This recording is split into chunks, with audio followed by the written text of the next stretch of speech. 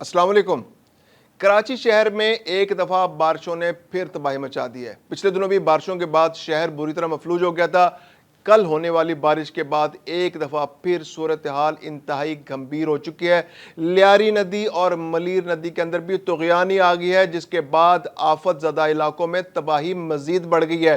जो कराची शहर के अंदर 550 आबी रस्ते हैं, जो नाले हैं, जो हिस्टोरिकली वहाँ पर नाले मौजूद हैं, उन पर तो तजावुज़ात ने पहले ही वहाँ पर इतना ज़्यादा कब्जा कर रखा है कि उनके रस्ते बंद हो चुके हैं।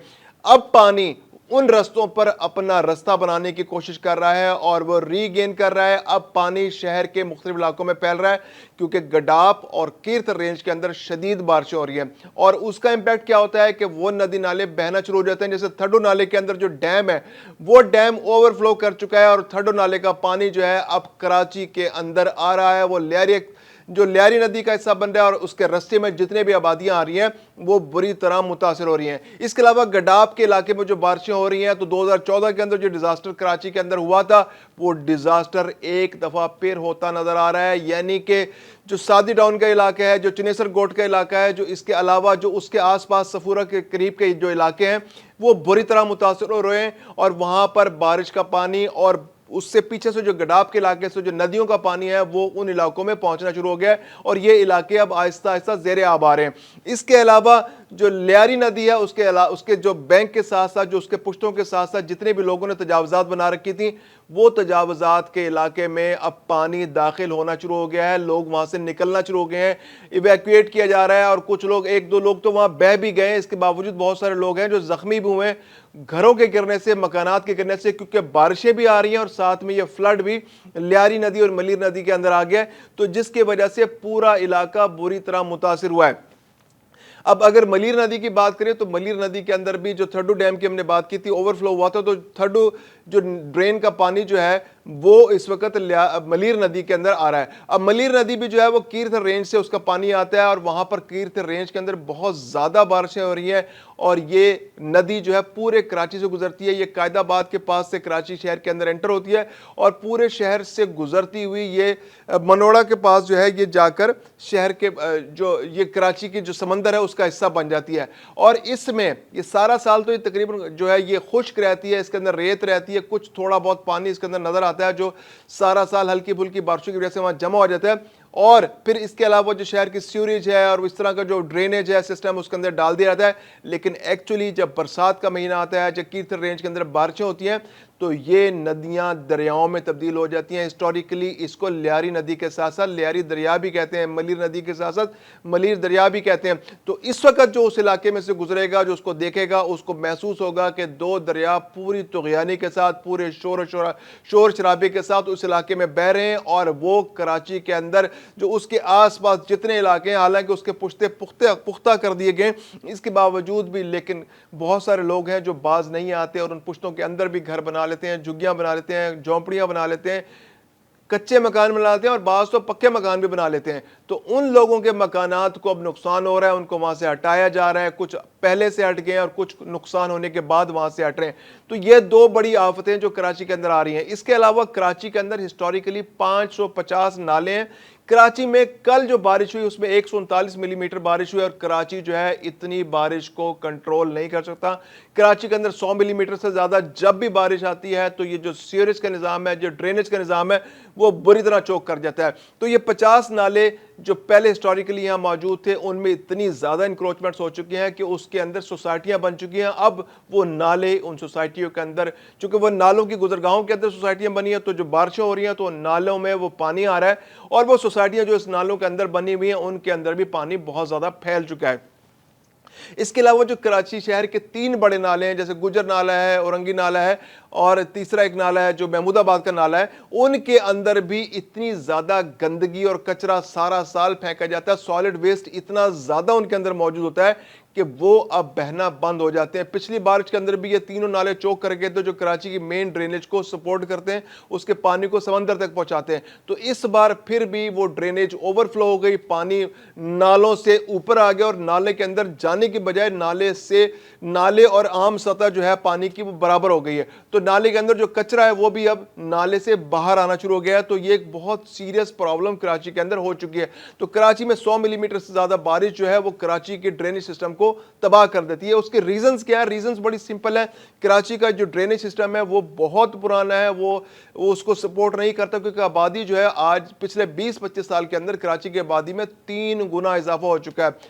آج سے 25 سال پہلے کراچی کی آبادی 1 کروڑ سے بھی کم تھی اور اب وہ آبادی 2.5 سے 3 کروڑ کے درمیان ہو چکی ہے، اور یہ آبادی مسلسل بڑھ رہی ہے، اور جو ڈریننگ سسٹم ہے وہ پرانے کا پرانا ہے اور وہ اس کو سپورٹ کرنے کے لیے تیار نہیں ہے۔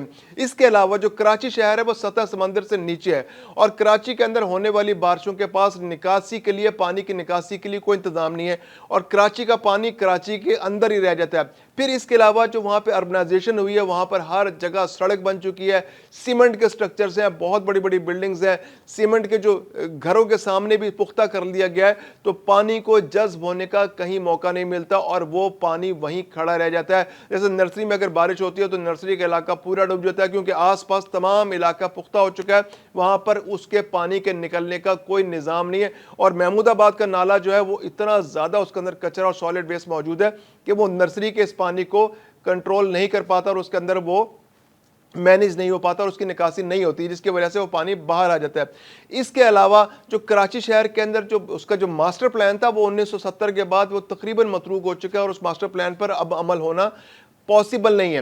پھر جو وہاں پر جو ادارے موجود ہیں کراچی کے اندر، ان کے اندر کھینچا تانی ایسی ہے کہ وہ نہ بلدیات کے پاس ہے نہ سندھ گورنمنٹ کے پاس، دونوں محکموں کے درمیان کھینچا تانی کی وجہ سے ان کے جو پرفارمنس ہے وہ اچھی نہیں ہے۔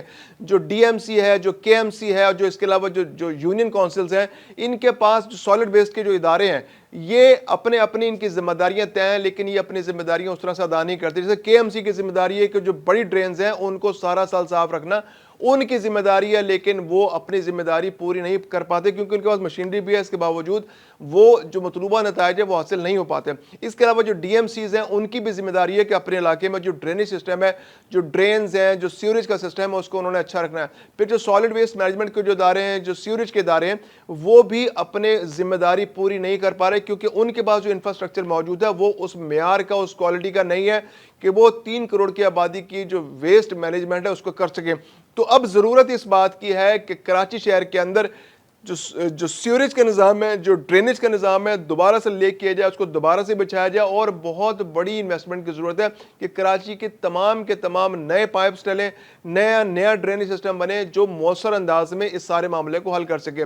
اس کے علاوہ جو ندیاں ہیں، جو گجر نالہ ہے، جو محمود آباد کا نالہ ہے، جو اورنگی نالہ ہے، ان کی بھی اتنی مؤثر انداز میں صفائی ہو، سارا سال صفائی ہو، ان کو پختہ کیا جائے، ان کو اس کے آس پاس جو انکروچمنٹ اس کا خاتمہ کیا جائے، تاکہ اس کو بھی بہتر انداز میں آگے بڑھایا جا سکے۔ اس کے علاوہ جب ہم لیاری ندی اور ملیر ندی کی بات کریں تو اس کے اندر جو انکروچمنٹ، کیونکہ یہ دونوں ندیاں شہر کے جو خاص طور پر جو لیاری ندی ہے وہ شہر کے جو بہت جو ڈینسلی پاپولیٹڈ علاقے ہیں، جو بہت زیادہ جہاں پر آبادی ہے وہاں سے گزرتے ہیں، تو وہاں پر جو انکروچمنٹ ہے، جیسے عیسیٰ نگری کا علاقہ ہے، جیسے پرانی سبزی منڈی کا علاقہ ہے، جو اس سے آگے لیاری کے قریب کے علاقے ہیں، وہاں پر بہت زیادہ انکروچمنٹ جو ہے اس کے اندر پائی جاتی ہے۔ جو ناظم آباد کے علاقے ہیں وہاں بہت زیادہ انکروچمنٹ ہے، تو اس کا خاتمہ کرنا بہت ضروری ہے۔ جب لیاری ایکسپریس وے بنا تھا تو اس وقت بھی یہ تاثر تھا کہ یہاں سے لوگوں کو منتقل کر دیا جائے گا۔ اس وقت تقریباً 2 لاکھ لوگوں کو یہاں سے منتقل کر کے مختلف جگہوں پر بسایا گیا تھا، لیکن بہت سارے لوگ اس کے باوجود بھی واپس آ گئے، اور وہ اس کے بیڈ کے آس پاس جو ہے لیاری ایکسپریس وے کے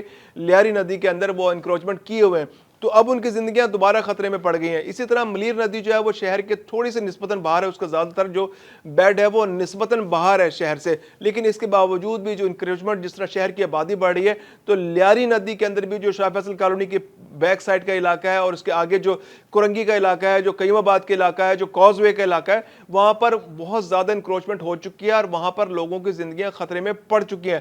تو وہاں پر بھی ڈرینیج کا سسٹم نہ ہونے کی وجہ سے اور لیاری ندی جو ہے اس کے اندر انکروچمنٹ کی وجہ سے اور اس کے اندر کوڑا پھینکنے کی وجہ سے اور سالڈ ویسٹ اور سالڈ ویسٹ موجود ہونے کی وجہ سے لیاری ندی کے اندر بھی دشواریاں پیدا ہو جاتی ہیں اور اوور فلو کا خطرہ ہر وقت موجود رہتا ہے.